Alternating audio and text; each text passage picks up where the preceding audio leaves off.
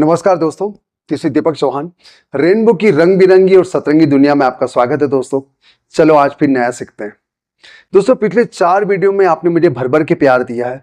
मुझे पता था, मैंने आपके डाउट्स वाले जो वीडियो थे इतनी मेहनत से मैंने बनाए थे, मुझे पूरा उम्मीद था कि आप इसको बहुत ज्यादा प्यार देने वाले हैं। तो इसके लिए बहुत बहुत धन्यवाद दोस्तों। इसी प्रकार के डाउट्स वाले टॉपिक जिसमें आपकी इंग्लिश बहुत अच्छी हो जाएगी, मैं लाता रहूंगा दोस्तों। बस आप मेरे साथ बने रहें, वीडियो को लाइक करें, दोस्तों को शेयर करें और चैनल में नए हैं तो प्लीज सब्सक्राइब कर लीजिए, क्योंकि मैं आपसे बार बार कहता हूं कि मैं आपको अंग्रेजी सिखाता हूं, अंग्रेजियत नहीं सिखाता दोस्तों। फिर चालू करते हैं, आज फिर कुछ नया सीखते हैं दोस्तों। एक नए टॉपिक पर डिस्कस करते हैं जो बड़ा कंफ्यूजिंग टॉपिक है, वो समझ नहीं पाते कि उस डाउट्स को हम लोग दूर कैसे करेंगे। तो मैं आपसे उम्मीद करूंगा कि आप वीडियो में आखिर तक बने रहें, वीडियो देखने के बाद दोस्तों को शेयर करें। तो देखिए, समझते हैं दोस्तों, she is gone and she has gone. अब इसके बाद गॉन लगा, हैज के बाद गॉन लगा। ये वाली बात तो आपको बिल्कुल समझ में आ रही होगी कि भैया चलो हैज के बाद गॉन लगा है, जो गलत नहीं है, क्योंकि हैव के बाद थर्ड फॉर्म आता है जो प्रेजेंट परफेक्ट में ऐसा होता है। लेकिन इज एम आर के बाद वर्ब का थर्ड फॉर्म क्यों आ रहा है? और दोस्तों मैं आपको एक बात बताऊं, ये जो गॉन है ना, ये वर्ब का थर्ड फॉर्म नहीं है, ये एडजेक्टिव है। हाँ, ये वर्ब का थर्ड फॉर्म है। आखिर ऐसा क्यों? यही तो डाउट है दोस्तों, आज हम लोग समझते हैं। तो सबसे पहले हमको समझना पड़ेगा कि आखिर एडजेक्टिव क्या होता है, उसके बाद ही हम लोग समझ पाएंगे कि शी इज गॉन और she has gone, she is done और शी हैज डन, इन दोनों में क्या अंतर है हम लोग तभी समझ जाएंगे। तो देखिए यहां लिखा हुआ है मैरी, यानी होता है शादी करना। मैरी का second form married, third form married. ठीक, ये वाली बात आपको क्लियर है? अब मैंने बोला कि मेरी शादी हो गई है या मैंने शादी कर ली है, तो हम लोग कहेंगे आई हैव गॉट मैरिड, एक तरीका यह है, या फिर आई हैव मैरिड, आप लोग ये भी कह सकते हैं आई हैव मैरिड। अब जैसे मान लो आपने अपने दोस्त से कहा था कि इतने बजे वहां पर पहुंच जाना, तो मैं तुमसे शादी करूंगी, अन्यथा नहीं करूंगी, या करूंगा, जो भी होगा। अब वो बंदा पहुंचा, जैसे पहुंचा उन लोगों की शादी हो गई थी, तो उसने बोला कि आई हैव मैरिड, मेरी शादी हो गई है, अभी अभी हो गई है, मेरी शादी अभी अभी हो गई, अब मैं तुमसे नहीं करने वाली। तो वो क्या बोलेगी? आई हैव मैरिड, या फिर आई हैव गॉट मैरिड, ये बोलेगी। जस्ट रिसेंटली, कोई काम रिसेंटली अगर हुआ है तो हमको हैव के बाद वर्ब का थर्ड फॉर्म लगाना है। लेकिन अब यहां देखो, अब मैं शादीशुदा हूं, now I am married, is M R के बाद मैरिड आ रहा है। और ये जो मैरिड है ये वर्ब का थर्ड फॉर्म नहीं है। यहां पर जो मैरिड है नॉट वर्ब और एक्शन, ये एक्शन नहीं है। यस, यहां पर जबकि एक्शन हो रहा था, ये एक्शन नहीं है, ये हो गया एडजेक्टिव। अब मैं शादीशुदा हूं, मैं कैसा हूं? शादीशुदा हूं। तो ये हो गया दोस्तों एडजेक्टिव, जो कैसा से क्वेश्चन करने पर जवाब आ रहा है। That's it. ठीक है, मैं आपको बता रहा हूं, this is not verb, this is adjective. तो एडजेक्टिव क्या होता है? जो किसी नाउन या प्रोनाउन की विशेषता बताने वाले शब्द को हम लोग एडजेक्टिव कहते हैं। ये पेन है जो कि एक नाउन है। पेन कैसा है? लाल। पेन लाल है दोस्तों, ये इसकी विशेषता बता रहा है। तो कैसा है? मैं कैसा हूं? शादीशुदा हूं। कुछ एग्जांपल लेते हैं हम लोग, लेकिन ना हमारा मन नहीं मानता। ईडी जब लगा रहता है ना, तो ईडी आपको लगता है वर्ब का थर्ड फॉर्म है। मैरिड, कंफ्यूज्ड, टायर्ड, ये जितने भी वर्ड होते हैं एडजेक्टिव जो ईडी वाले के साथ आते हैं, जो आईडी के साथ आते हैं, तो अधिकतर स्टूडेंट कंफ्यूज आते हैं, उनको लगता है ये वर्ब है ये। लेकिन दोस्तों वो वर्ब का थर्ड फॉर्म होता है जो एडजेक्टिव का काम कर रहा है। जैसे वह खुश है, ही इज हैप्पी, तो हैप्पी यहां पर क्या है? एडजेक्टिव है जो कि ही की विशेषता बता रहा है। तुम अमीर हो, यू आर रिच, कैसे हो? अमीर हो। तो रिच जो है यू की विशेषता बता रहा है। ठीक है ना? मैं गरीब हूं, आई एम पुअर, तो पुअर जो है वो आई की विशेषता बता रहा है। तो यहां आप मानते हैं ये एडजेक्टिव, ये एडजेक्टिव, ये एडजेक्टिव, इसको आप एडजेक्टिव मानने को तैयार है। लेकिन ना मैरिड को एडजेक्टिव नहीं मानते, वो उनको लगता है ये तो ये वर्ब का थर्ड फॉर्म है। लेकिन दोस्तों कैसा है? मैरिड है। यस, तो ऑल आर कंफ्यूज, सभी कंफ्यूज हो जाते हैं वरीड और मैरिड में। अब मैं आपसे 2 क्वेश्चन कर रहा हूं, आप बनाना। तुम चिंता करते थे, कमेंट सेक्शन लिख के बताना। और तुम चिंतित थे, यस, वरीड। तुम चिंता करते थे और तुम चिंतित थे, इसको लिख के बताएंगे आप। और उसी प्रकार मैरिड के बारे में, वह शादीशुदा थी और उसने शादी की, वो शादीशुदा थी, उसने शादी की, इसको आप कमेंट सेक्शन में लिख के बताएंगे। और मैं देखूंगा अगर आपने सही लिख दिया तो मैं समझ जाऊंगा कि आपको आज का टॉपिक क्लियर हो गया है। तो सारे ईडी आईईडी वर्ब नहीं होते हैं, तो ये वर्ब का थर्ड फॉर्म नहीं है, ये क्या एडजेक्टिव है। आगे मैं आपको समझाने वाला हूं, वीडियो में आखिर तक बने रहे दोस्तों। बहुत ही प्यारा वीडियो बनने वाला है, सारे डाउट दूर हो जाएंगे आपके, बिल्कुल कंफ्यूजन कभी नहीं रहेगा। यस, अगली स्लाइड में आ जाते हैं हम लोग। ये लीजिए अगली स्लाइड आ गई। अब हम लोग डिस्कस करते हैं शी इज गॉन, वो चली गई है। तो शी इज आउट या शी इज नो मोर। अब यहां पर गॉन जो है ना, गॉन जो है वो वर्ब नहीं है, दिस इज नॉट वर्ब। फिलहाल ये वर्ब नहीं है, यहां नहीं है। हालांकि गो का थर्ड फॉर्म गॉन होता है, लेकिन यहां वो वर्ब का काम नहीं कर रहा है। इसका होता है कि वो चले गई है, हमेशा के लिए चले गई है, वहां नहीं है, वो चले गई है या मर गई है। कभी बोलेंगे तो आप बोल सकते हैं शी इज गॉन, मर गई है। क्रिकेट में जो प्लेयर है वो जब आउट हो जाता है तो हम लोग कहते हैं शी इज गॉन अगर महिला है, और ही इज गॉन अगर पुरुष है। यस, लेकिन शी हैज गॉन, वो जा चुकी है। Recently left the place, present perfect जो होता है दोस्तों वो आधा या आंशिक भूतकाल माना जाता है। ही हैज गॉन का मतलब है कि वो अभी अभी गया है, अभी अभी गया है। मैंने आपको अभी अभी इसके बारे में समझाया है।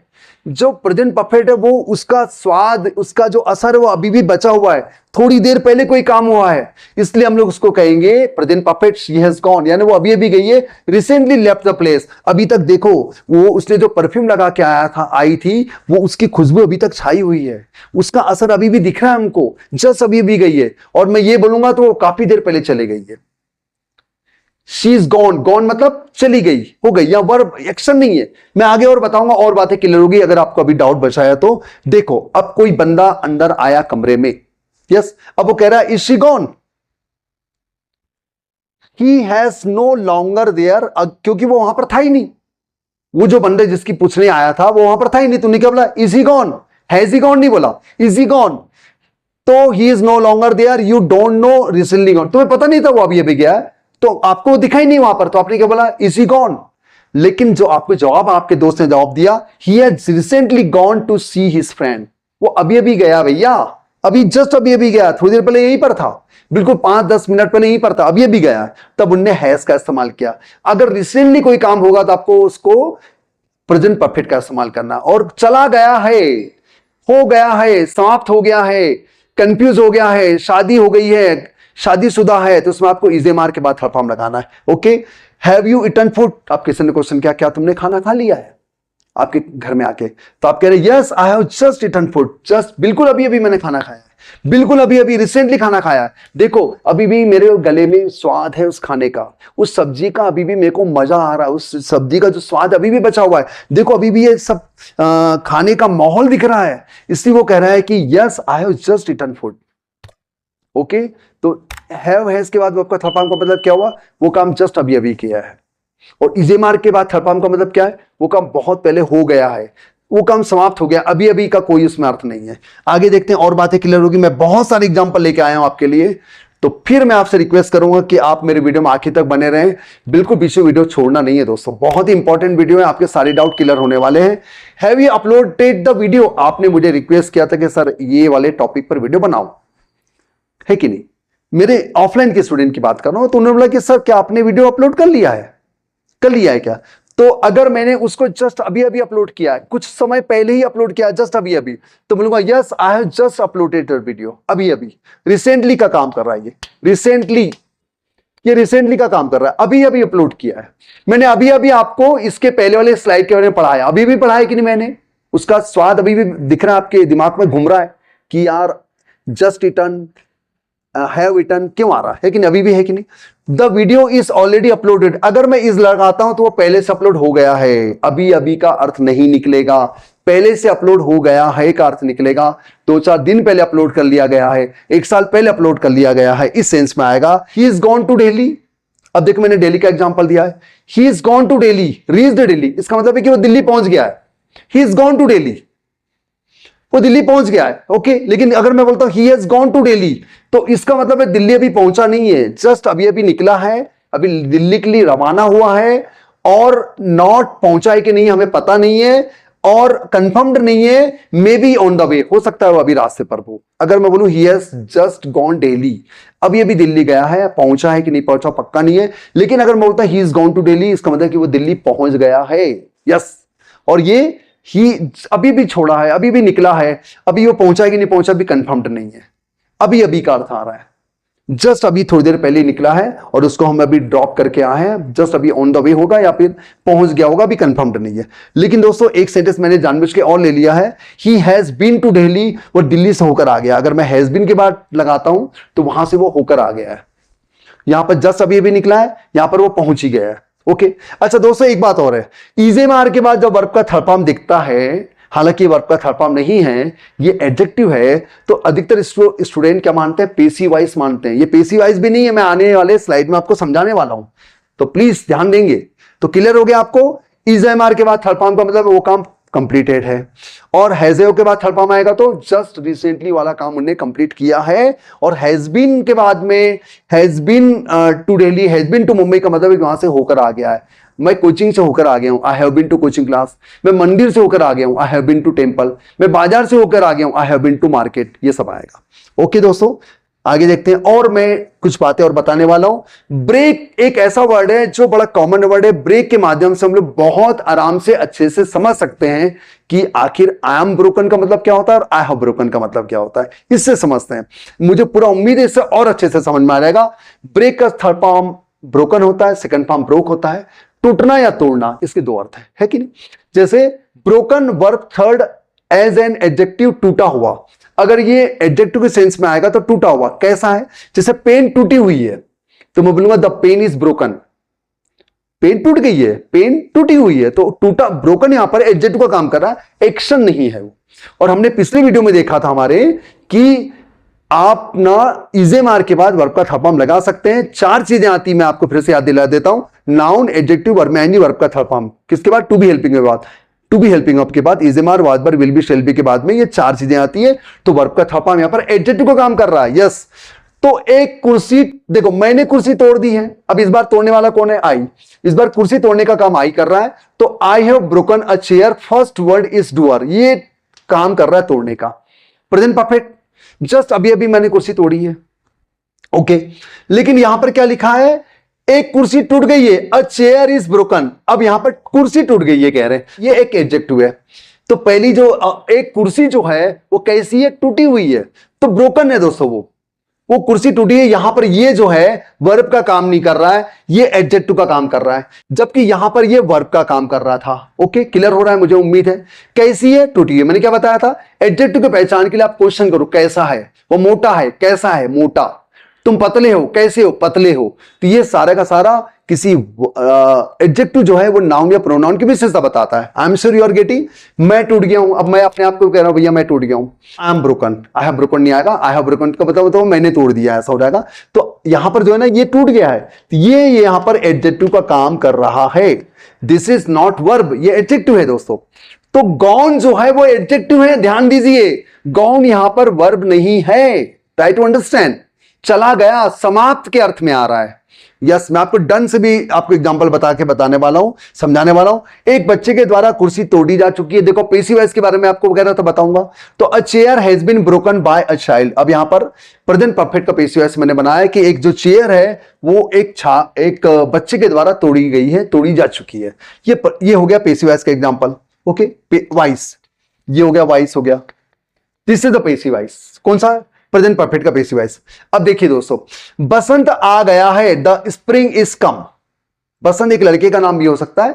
बसंत हैज कम बोलेंगे तो बसंत अभी अभी आया कोई लड़का, लेकिन स्प्रिंग सीजन जो होता है, बसंत ऋतु जो होती है वो आ गई है, मतलब कंप्लीटली पूर्ण रूप से आ गई है। एकदम आसपास एकदम मौसम बहुत अच्छा हो गया है, चारों तरफ फूल खिले हुए हैं, एकदम मौसम बहुत अच्छा हो गया, सुहाना हो गया है, तो हम लोग कहेंगे the spring is come. Yes, spring is come, पूरी तरह से आ गया है। एडजेक्टिव है यहां पर, कम जो है वो वर्ब का थर्ड फॉर्म तो है, लेकिन एडजेक्टिव का काम कर रहा है। नॉट एक्शन और पेसिव वॉइस, पेसिव वॉइस भी नहीं है। अधिकतर स्टूडेंट कहते हैं इजेमार के बाद वर्ब का थर्ड फॉर्म आएगा तो पेसिव वॉइस होगा, बिल्कुल होगा, लेकिन यहां नहीं है। और passive voice come is intransitive verb. दोस्तों आपको पता होना चाहिए, ट्रांजिटिव इंट्रांजिटिव वर्ब होते हैं। जिन वर्ब के साथ ऑब्जेक्ट नहीं आता उसको हम लोग क्या कहते हैं, इंट्रांजिटिव वर्ब कहते हैं। तो यहां पर ऑब्जेक्ट है ही नहीं, तो ये इंट्रांजिटिव वर्ब है, तो पेसिव वॉइस हो ही नहीं सकता। पेसिव वॉइस बनाने के लिए ट्रांजिटिव वर्ब का होना बहुत जरूरी है। Okay, I eat a mango, मैं एक आम खाता हूं, क्या खाता हूं, मैंगो। तो ईट यहां पर ट्रांजिटिव वर्ब है, तो इसका बनेगा मैंगो इज ईटन बाय मी, ये पेसिव वॉइस बन जाएगा। तो यहां होगा पेसिव वॉइस, तो this is not passive voice.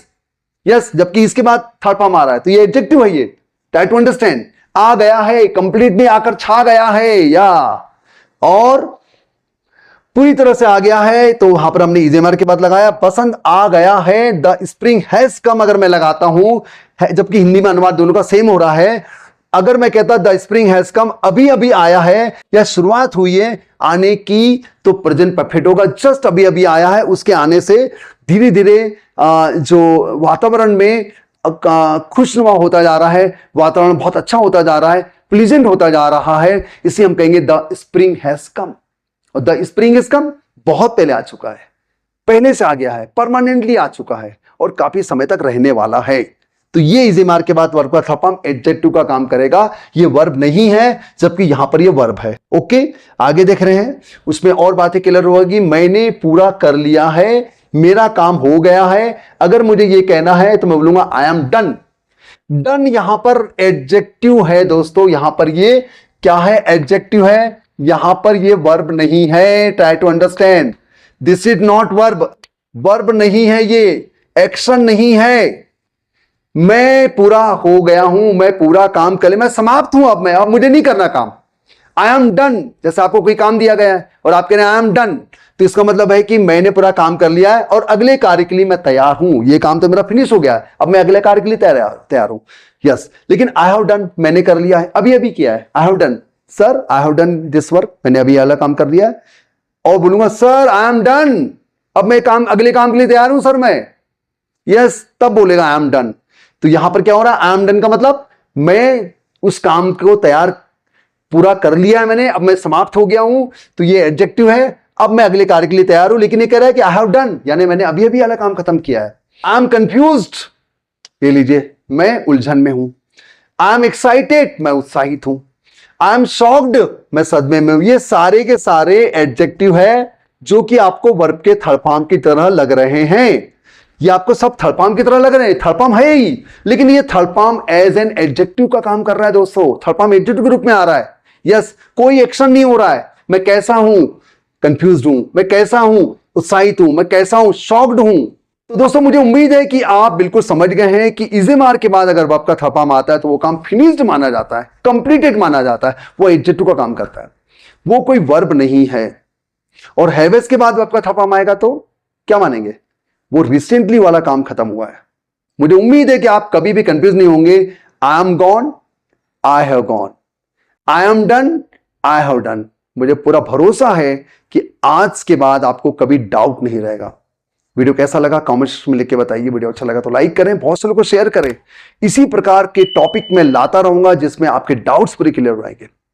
बहुत जल्द मिलेंगे इसी प्रकार की नई कोशिश के साथ, नए प्रयोगों के साथ, आपके और मेरे डाउट के साथ। बस एक ही गुजारिश है दोस्तों, बहुत से लोगों को शेयर करें और अगर चैनल में नए हैं तो प्लीज सब्सक्राइब कर दीजिए और लाइक तो प्लीज करें दोस्तों। आप बहुत से लोग को भेजें, आप शेयर करें बहुत से लोग को, और बताइए आपको किस प्रकार के टॉपिक में डाउट रहता है।